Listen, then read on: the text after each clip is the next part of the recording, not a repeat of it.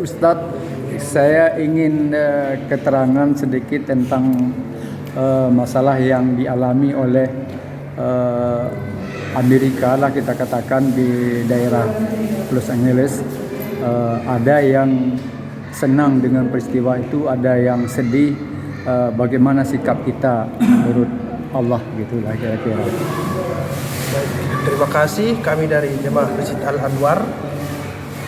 Kita hidup di era media sosial. Ada ayat yang sangat kontekstual terhadap keadaan kita hari ini. Kata Al-Quran, Ya ayyuhalladzina amanu in ja'akum fasiqun binaba'in fatabayyanu. Kalau dapat berita dari manapun sumbernya, nomor satu yang harus dilakukan fatabayyanu, cek dan recheck, cek dulu.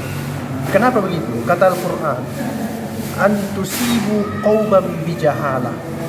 Kalau kamu salah memberikan informasi, nanti orang akan terkena dampaknya. Ada orang yang celaka, ada orang mendapat hoax. Kemudian watusbihu ala ma fa'altum nadimin, kata Al-Quran. Nanti kamu akan menyesal.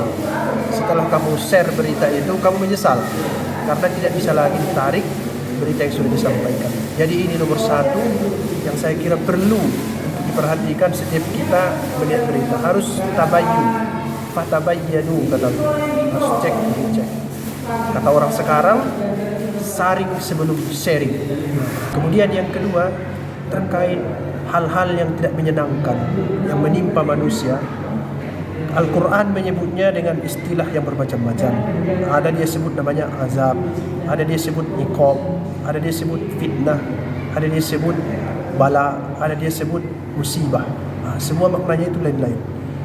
Musibah itu hal buruk yang menimpa manusia, baik dalam keadaan dia baik ataupun buruk. Jadi itu adalah keniscayaan, itu musibah.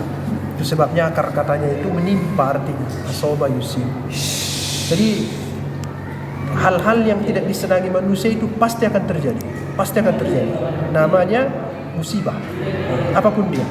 Kemudian ada yang tidak disenangi manusia terjadi bukan karena sistem, bukan karena keniscayaan, tapi memang didesain oleh Tuhan untuk meningkatkan martabat manusia.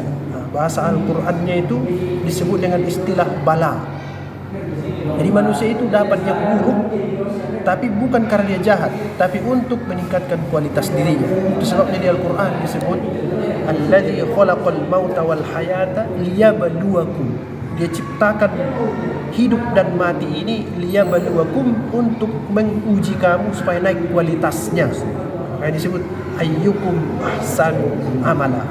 Sekarang mari kita terapkan paling tidak dua kosakata itu ke peristiwa tadi Los Angeles, musibah atau bala.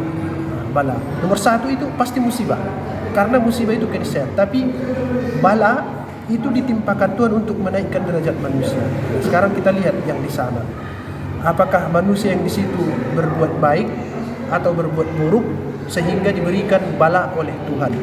Ini juga sulit ditentukan, sangat sulit. Itu perlu riset, penelitian. Jadi kalau bisa disimpulkan itu adalah keburukan, berarti yang datang kepada mereka itu adalah azab namanya. Memang disiksa Tuhan dia. Tapi kalau mereka orang baik, kemudian diberikan oleh Tuhan sesuatu yang tidak menyenangkan, namanya bala, untuk meningkatkan kualitas.